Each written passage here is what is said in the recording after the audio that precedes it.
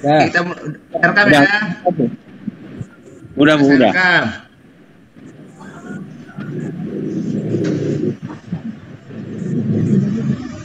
Udah bisa, Pak? Oke, udah terlihat, Bu. Silakan, Bu. Iya, Pak. Assalamualaikum warahmatullahi wabarakatuh. Salam. Sebelum kita memulai kegiatan kita pada hari ini, ada baiknya kita berdoa terlebih dahulu. Doa dimulai. Doa selesai.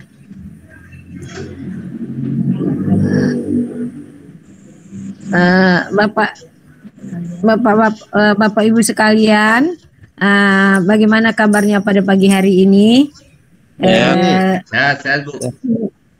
Saya sapa langsung Pak Suwito, apa kabarnya pada hari ini? Sehat, Bu.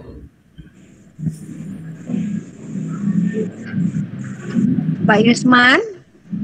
Baik, Bu, sehat, alhamdulillah. Pak Cerdas? Sehat, Bu, sehat. Langsung saja kita pada kegiatan kita. Materi pada hari ini melanjutkan materi semalam, yaitu capaian pembelajaran.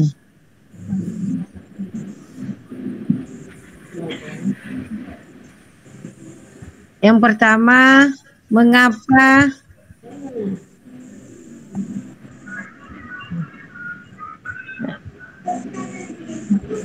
menggunakan capaian pembelajaran?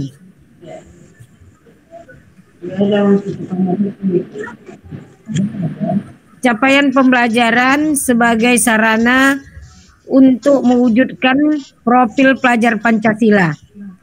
Ada 6 aspek di situ. Yang pertama, beriman kepada Tuhan Yang Maha Esa dan berakhlak mulia. Yang kedua, berkebenekaan global. Yang ketiga, gotong royong. Yang keempat, kreatif. Kelima, bernalar kritis. Kemudian yang terakhir, mandiri. Profil pelajar Pancasila merupakan karakter dan kompetensi yang ingin dituju sebagai luaran jangka panjang.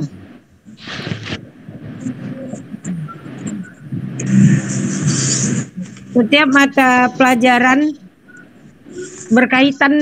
berkaitan dengan salah satu atau lebih dimensi profil pelajar Pancasila. Kegiatan pembelajaran berbasis proyek indisipliner diselenggarakan untuk menguatkan profil pelajar Pancasila. Adapun capaian pembelajaran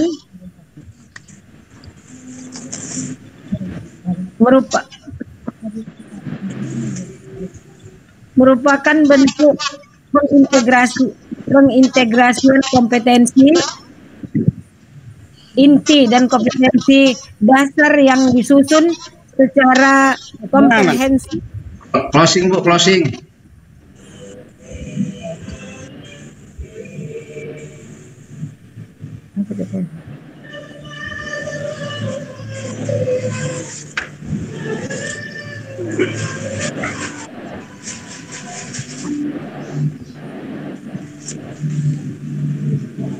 Betul, Bu.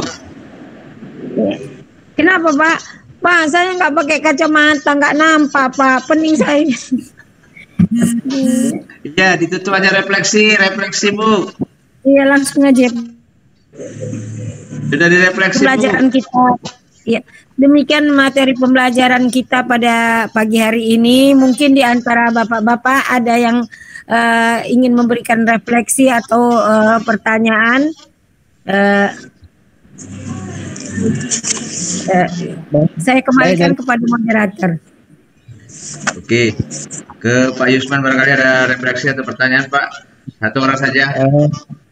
Baik, terima kasih kepada Ibunda yang telah memberikan materi cukup menyenangkan. Jadi capaian pembelajaran ini nanti akan kita gunakan untuk menyusun modul belajar. Terima kasih. Oke. Berikutnya Pak Yusman untuk menampilkan paparannya Pak Yusman. Terima kasih Pak atas refleksinya. Demikian pembelajaran kita pada hari ini. Saya akhiri dengan Assalamualaikum warahmatullahi wabarakatuh. Waalaikumsalam. Terima kasih Bu Sri atas paparannya. Sama-sama Pak. Ya, oke Pak Yusman.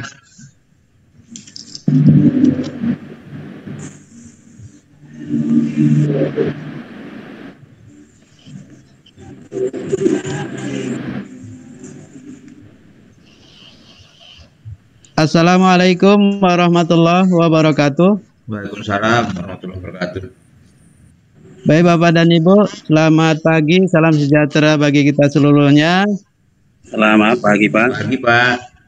Apa kabarnya semuanya? Alhamdulillah. Ini nampaknya segar-segar, nampaknya segar semuanya ya Pak Wito ya, Pak Wito. Pak. Iya, semangat. Semangat Pak. Pak Sumari-Mari, Pak Sumari-Mari sehat, Pak cerdas? Sehat Pak, sehat. Sehat Pak. Alhamdulillah. Demikian juga Ibu ya, Bu Sri ya. Alhamdulillah Pak, sehat. Baik, kalau gitu kita sudah siap ini untuk bisa mulai. Mari sama-sama kita berdoa untuk memulai acara materi pada pagi hari ini. Kita berdoa menurut agama dan kepercayaan kita masing-masing. Doa mulai.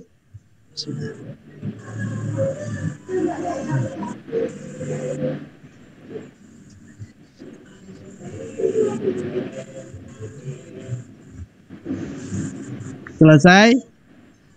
Baik Bapak dan Ibu, sesi kita hari ini melanjutkan apa yang sudah disampaikan oleh narasumber yang terdahulu. Kita masuk ke alur tujuan pembelajaran dan tujuan pembelajaran. Jadi apa itu alur tujuan pembelajaran?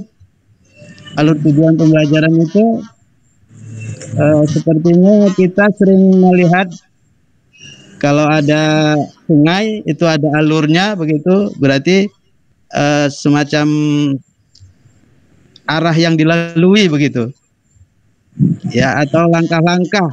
Kalau dalam alur tujuan pembelajaran berarti alur tujuan pembelajaran berarti itu langkah-langkah yang harus kita tempuh dalam menyusun tujuan pembelajaran. Berikutnya kita masuk ke tujuan pembelajaran. Tujuan pembelajaran itu merupakan pencapaian 3 aspek kompetensi, yaitu pengetahuan, keterampilan, dan sikap yang diperoleh oleh siswa dalam satu atau lebih kegiatan pembelajaran. Berikutnya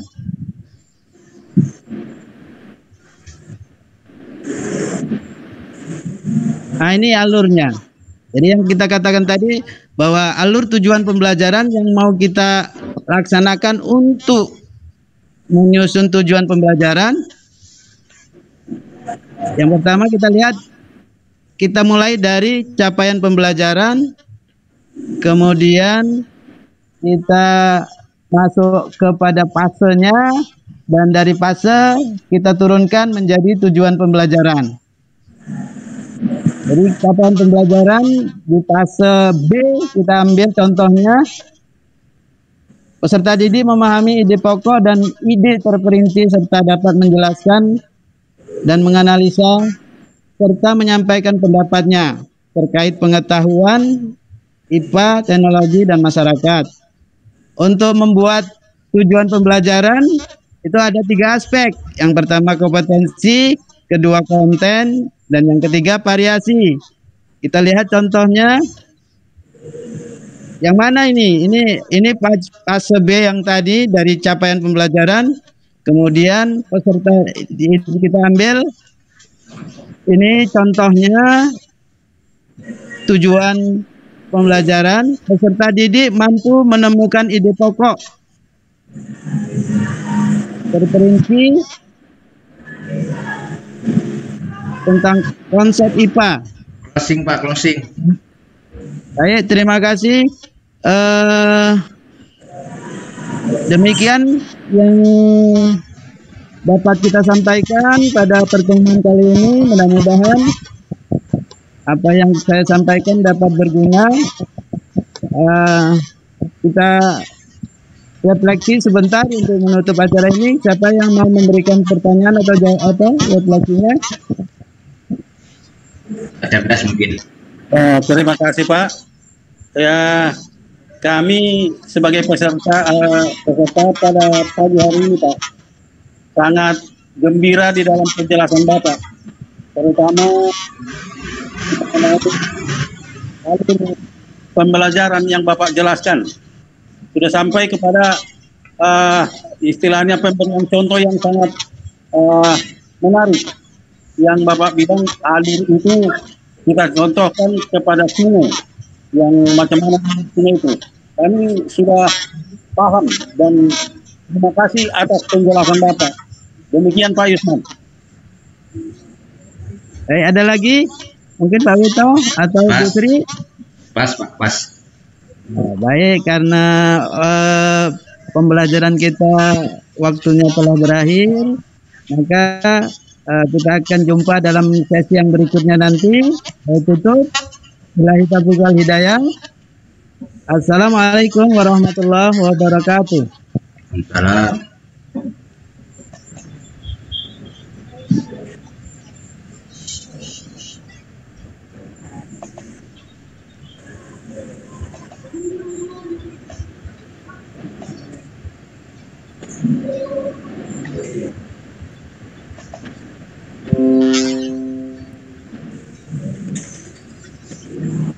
Oke Bapak dan Ibu, sudah terlihat Bapak dan Ibu? Biar saya dulu presentasi ini. Ya. Sudah Pak? Sudah Pak. Silakan Pak. Oke. Ya Pak, sudah. Assalamualaikum warahmatullahi wabarakatuh. Waalaikumsalam. Mudah-mudahan semua peserta hari ini sehat-sehat Bapak Ibu ya. Iya Pak. Oke. Ya. Nah, pada kesempatan ini kita akan membahas modul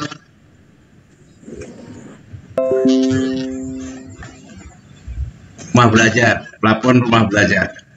Tujuannya dari kegiatan pelatihan ini, Bapak dan Ibu, pertama, teman ini Bapak Ibu setelah mempelajari modul ini, diharapkan Bapak Ibu dapat melakukan registrasi dan login ke akun rumah belajar, kemudian pelajari fitur-fitur yang ada di dalamnya, dan nanti tujuan terakhir adalah Bapak Ibu mampu membuat rencana pembelajaran di mana bahan atau sumber belajarnya tadi memanfaatkan fitur-fitur yang terdapat dalam rumah belajar.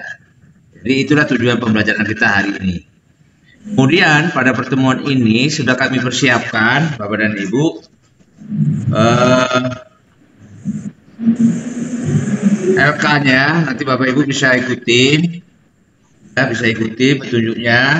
Saya harapkan nanti setelah Bapak Ibu mendownloadnya dari Android, maka setelah selesai di-download dan diinstal, silakan Bapak Ibu screenshot hasilnya dan kirim ke grup kita.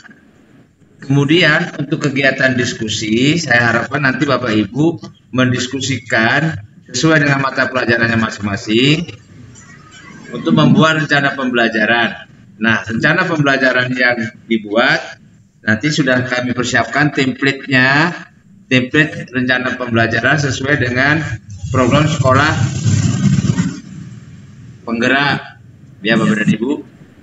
Perlu Bapak Ibu ingat, usahakan kegiatan pembelajaran itu, rencana pembelajaran itu menitik beratkan pada aktivitas siswa untuk belajar, dan usahakan semua di dalamnya karakter atau profil pelajar Pancasila yang akan dicapai. Ya, saya kira paparannya dari saya itu saja barangkali Bapak dan Ibu. Nanti untuk materi silakan saja nanti di-download di link yang sudah saya bagikan. Oke, demikian paparan saya kepada Bapak dan Ibu yang ingin melakukan refleksi ataupun tanya, kami persilahkan.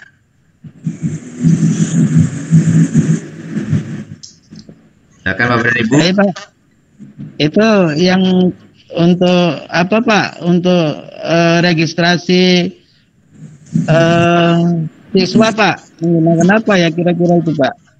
Kalau guru, apa?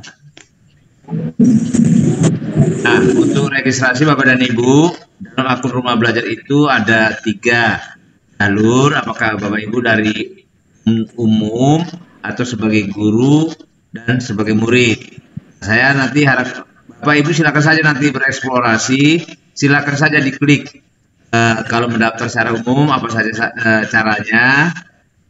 Kalau sebagai guru, inilah datanya, contohnya sebagai guru, nama depan, nama belakang. Kebetulan saya mendaftarnya ini menggunakan akun Google dia, jadi secara otomatis dia akan terekam datanya, hanya NUPTK-nya saja yang saya masukkan. Ya, nanti kalau Bapak Ibu mau daftarkan sebagai muridnya, ya silakan saja Bapak dan Ibu, karena akun ini sangat user friendly dia, mudah digunakan dia. Ya. Silakan Bapak dan Ibu, ada lagi pertanyaan? Satu ya, lagi Bapak dan Ibu. Terima kasih Pak. Oke, saya kira demikian saja untuk paparan saya hari ini. Terima kasih atas atensi Bapak dan Ibu, tetap semangat. Dan mudah-mudahan apa yang sudah saya tugaskan ini dapat menginspirasi Bapak dan Ibu. Silakan untuk bereksplorasi lebih jauh. Gunakan manfaat platform digital untuk peningkatan kualitas pembelajaran Bapak dan Ibu. Terima kasih. Saya Hidin dan wabillahi taufiq wal hidayah. Assalamualaikum warahmatullahi wabarakatuh.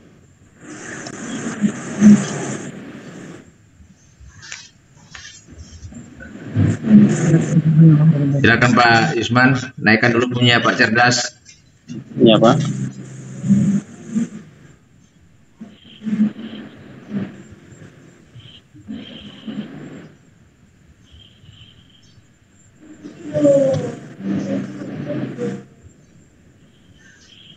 Waktunya 5 menit Bapak dan Ibu ya.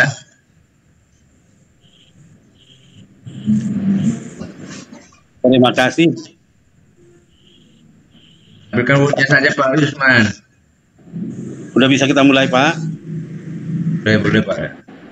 Terima kasih Bapak dan Ibu. Selamat pagi. Salam sejahtera bagi kita seluruhnya. Pagi Pak. Sebelum kita mulai materi kita, supaya diridhoi oleh Tuhan Yang Maha Kuasa, ada baiknya kita berdoa menurut ajaran agama kita masing-masing. Doa dimulai.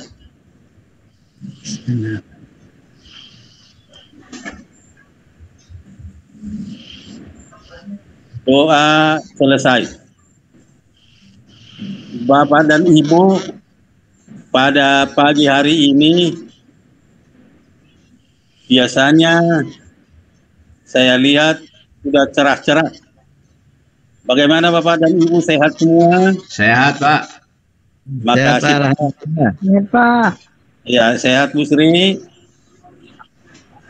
Makasih Bu. Makasih Bu. Sebagai materi pada pagi hari ini akan saya bawakan dengan topik modul ajar. Ada beberapa hal yang perlu kita lihat di dalam modul ajar. Di dalam modul ajar yang pertama akan kita lihat ada informasi umum identitasnya. Kemudian di identitas itu sudah lengkap sampai dengan pasiennya. Kemudian di dalam modul ajar juga akan kita lihat apa yang menjadi kompetensi awal yang dituangkan di dalam modul ajar. Di situ akan kita lihat peserta didik memiliki rasa ingin tahu dengan sikap positif dan seterusnya. Jadi kompetensi awal ini merupakan kalau di tempo hari merupakan seperti sub tema atau subkomponen. Itulah yang kita lihat di dalam kompetensi awal. Kemudian di dalam modul ajar ini juga akan kita lihat tentang profil pelajar Pancasila. Profil pelajar Pancasila ini sangat diperlukan waktu masa sekarang di dalam modul ajar. Karena ini merupakan sumber daripada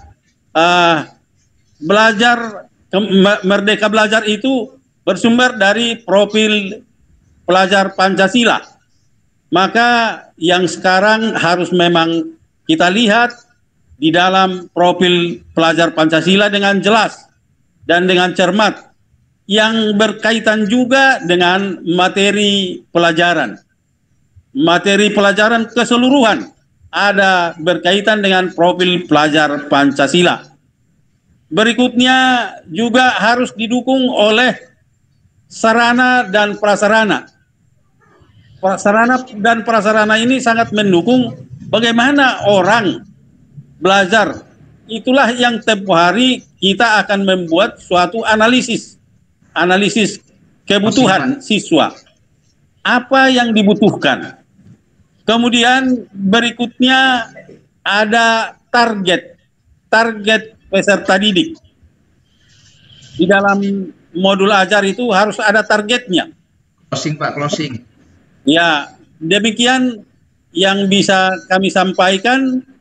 Kalau ada hal-hal yang membangun, pertanyaan yang membangun dan merupakan refleksi yang membangun materi ini, saya sangat kita harapkan supaya materi ini, modul ajar ini bisa kita pergunakan ke masa yang akan datang. Terima kasih, saya persilahkan refleksi dari kawan-kawan.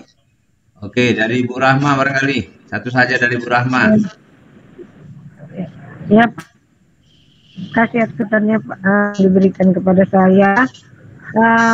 Dari jelaskan tadi, saya ingin menanyakan apa sebenarnya perbedaan antara modul ajar dengan RPP pada kurikulum 2013, Pak. Terima kasih, Bu. Kalau dikatakan RPP tempo hari itu mengacu kepada kurikulum KTSP, sedangkan di modul ajar ini adalah kurikulum yang menyangkut terhadap sekolah penggerak. Itulah yang kita lihat di sini, Bu. Ini kurikulum di modul ajar ini adalah untuk kurikulum sekolah penggerak, sedangkan KTSP itulah yang dinamakan dengan istilah RPP. Demikian, Bu.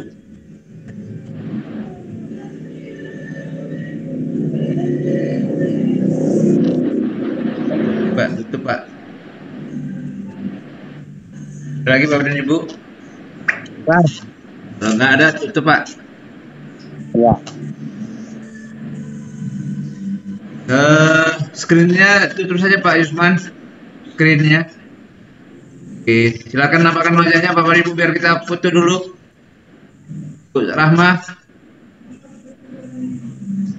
Biar kita foto. Ini nampak, saya nampak. Oke, sudah. Oke, tersenyum dulu Bapak dan Ibu. Oke. Oke, Pak. Terima kasih. Tapi Pak, durasinya